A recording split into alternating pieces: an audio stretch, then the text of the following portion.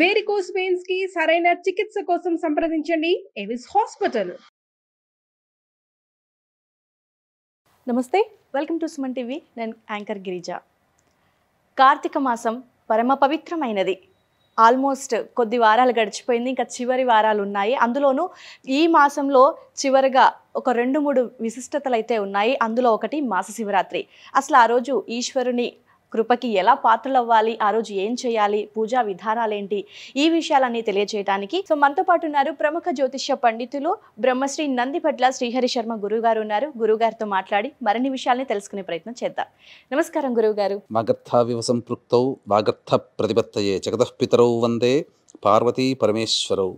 సదాశివ సమారంభాం శంకరాచార్య మధ్యమాం అస్మదాచార్య పర్యంతం వందే గురు పరంపరాం. ఆదిత్యాయ చ సోమాయ మంగళాయ బుధాయ చ గురుశుక్ర శనిభ్యశ్చ రాహవే కేతవే నమః. శృంగేరి జగద్గురు పీఠాధిపతులకి, కంచి పీఠాధిపతులకి నమస్కారములు తెలియజేసుకుంటూ కార్యక్రమాన్ని ప్రారంభిద్దాం. ఓకే గురుగారు, కార్తీక మాసం చాలా పరమ పవిత్రమైనది. ఈ మాసంలో మనకు చివరగా ఉన్నది మాస శివరాత్రి ఒకటి. ఈ రోజు అంటే మాస శివరాత్రి రోజు ఈశ్వరుని కృపకి పాత్రలు అవ్వాలి అంటే పూజా కైంకర్యాలు ఏంటి, ఒక్కసారి వివరిస్తారా గురువుగారు? ఈ మాస శివరాత్రి అనేటువంటిది ప్రతి మాసములో వస్తుంది. అంటే సంధ్యా సమయంలో చతుర్దశి తిథి ఉండాలి. ప్రదోష కాలానికి చతుర్దశి తిథి స్పర్శ ఉన్నటువంటి రోజుననే మాస శివరాత్రి. మనకు ఈ ప్రత్యేకంగా ఈ కార్తీక మాసంలో మాస శివరాత్రి 29వ తారీఖు అయింది. 30 శనివారం, అలాగే ఆదివారము ప్లస్ అమావాస్య. అది కూడా చాలా విశేషము. ఈ ఆదివారం అమావాస్యకు సంబంధించిన వీడియో కూడా మళ్ళీ మనం ప్రత్యేకంగా ఇంకొక వీడియోలో తెలియజేసుకుందాం. ముందుగా ఈ మాస శివరాత్రి రోజున ఈశ్వర అనుగ్రహం కోసం ఎటువంటి పరిహారాలు పాటించుకోవాలి. అయితే ఇక్కడ ఈ మాస శివరాత్రి రోజున ఉదయం 10:41 వరకు స్వాతి నక్షత్రం ఉంది, త్రయోదశి తిథి. సంధ్యాకాలానికి విశాఖ నక్షత్రము చతుర్దశి తిథి వస్తుంది. కాబట్టి ఇక్కడ గమనించాల్సిన అంశం ఏంటంటే ఈ స్వాతి నక్షత్రము త్రయోదశి తిథి ఉన్నటువంటి రోజున ఒక విధంగా అది యోగకాలం. సంధ్యా సమయానికి ఆ రోజున చతుర్దశి విశాఖ నక్షత్ర స్పర్శ ఉంది కాబట్టి మాస శివరాత్రి పర్వదినంగా జరుపుకునేటువంటిది సాయంకాల సమయంలో. కాబట్టి ఈ రోజున కనీసము వీక్షించేటువంటి సుమన్ టీవీ ప్రేక్షకులు గమనించాల్సినటువంటిది, ఉపవాసం అనేటువంటిది ప్రతి సోమవారాలు ఉంటూ వస్తున్నారు కొంతమంది. పౌర్ణమి నాడు ఉపవాసం ఉంటుంటారు. అసలు ఈ యొక్క నెల రోజుల పాటు కూడాను ఉపవాసం ఉన్నటువంటి వాళ్ళు ఉన్నారు. ఇక ఇప్పటి వరకు మనం ఉపవాసం ఉండడానికి వీలు కాదేమో అనేటువంటి ఆలోచన ఉన్నటువంటి వాళ్ళు కనీసం ఈ శుక్రవారం రోజున మాస శివరాత్రి రోజున ఉపవాసం ఉండే ప్రయత్నం చేస్తే చాలా విశేషం. ముఖ్యంగా స్త్రీలకి కూడా శుక్రవారం కలిసి వచ్చిందండి. అవును గురుగారు. అయితే ఈ మాస శివరాత్రి రోజున స్వాతి నక్షత్రం ఉండడం చాలా విశేషం.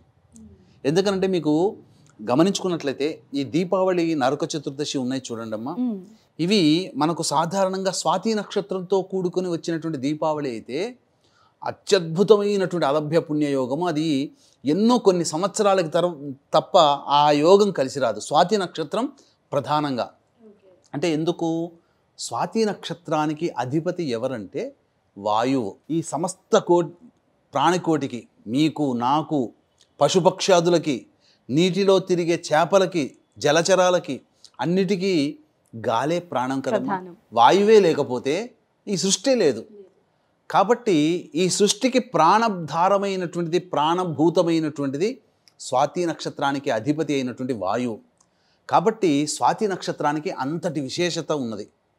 మనకు ఈ బ్రహ్మాండ పురాణంలో మనకేం చెప్పబడి ఉందంటే స్వాతి నక్షత్రానికి ఉన్నటువంటి విశిష్టత ఏంటంటే, స్వాతి నక్షత్రం రోజున వివాహానికి సంబంధించినటువంటి ముహూర్తం కలిసి వచ్చిందనుకోండి, ఆ వివాహం కనుక చేస్తే మామగారు సొంత కూతురులా చూసుకుంటారట ఆ కోడల్ని.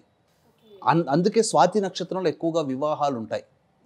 కాబట్టి ఉన్నటువంటి దేవతా నక్షత్రాల్లో స్వాతి నక్షత్రం, స్వాతి నక్షత్రంలో జన్మించడం అనేటువంటిది ఏంటంటే సమస్త మానవాళిని ప్రేమించే తత్వం ఉంటుంది అది.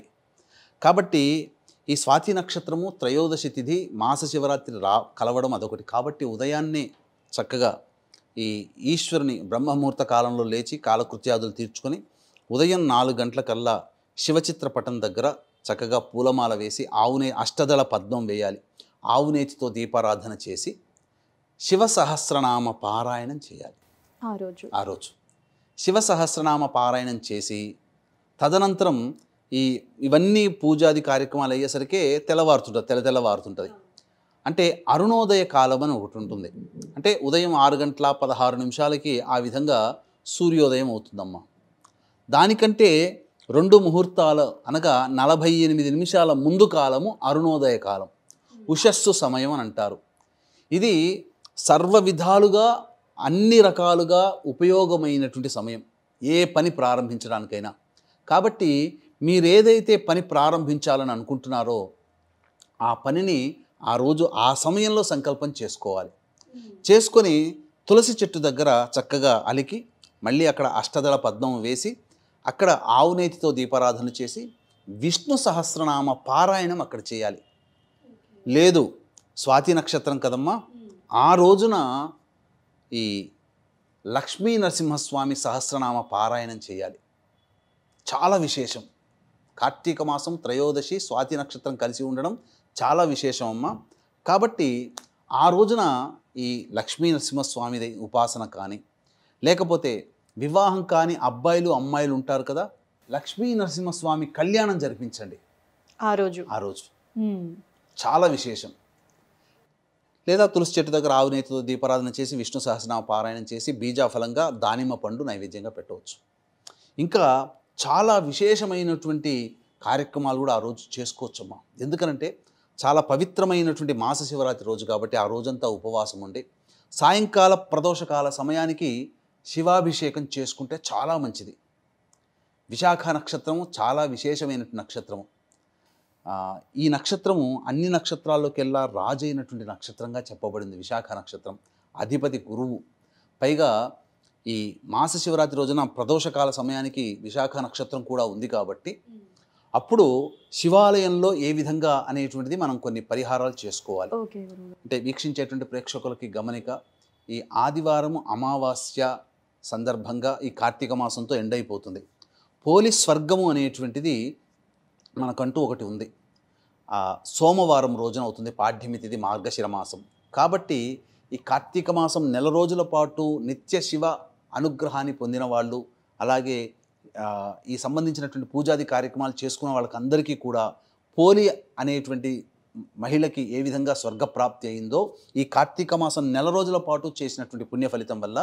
కాబట్టి మీరు కూడా ఎవరైనా కానీ ఈ కార్తీక మాసం నెల రోజుల పాటు పూజ చేసుకున్నటువంటి వాళ్ళు, భక్తి ప్రపత్తులతో ఉన్నవాళ్ళు, వీళ్ళందరికీ కూడా ఈ పోలీస్ వర్గం రోజున వీళ్ళ యొక్క అనగా జాతకరీత్యా కలుగు విద్య, వివాహ, ఉద్యోగ, దాంపత్య, సంతాన, అనారోగ్య సమస్యలు మరియు గోచారరీత్యా వృషభ, మిథున, కర్కాటక, సింహ, తుల, వృశ్చిక, మకర, కుంభమీన రాశిలో జన్మించిన వారికి శనిదోష పరిహారార్థమై సర్వదోష నివారణ పూజలు, హోమాలు అనేటువంటివి గోకర్ణంలో కానీ లేదా శ్రీశైల క్షేత్రంలో కానీ ఇవి చేయించడం జరుగుతుంది. అవకాశం ఉన్నవాళ్ళు పర్ హెడ్ 1500 రూపాయలకి చేయించడం జరుగుతుంది. అవకాశం ఉన్నవాళ్ళు కార్యక్రమ తదనంతరం కాంటాక్ట్ చేసి పూర్తి వివరాలు తెలుసుకోవచ్చు. ఇక ప్రదోషకాల సమయంలో అనగా సాయంత్రం 5:36-37 సూర్యాస్తమయం అయిపోతుందమ్మా. సూర్యాస్తమయం కంటే మళ్ళీ 48 నిమిషాల ముందు కాలం నుంచి ప్రదోషకాలం ప్రారంభమవుతుంది.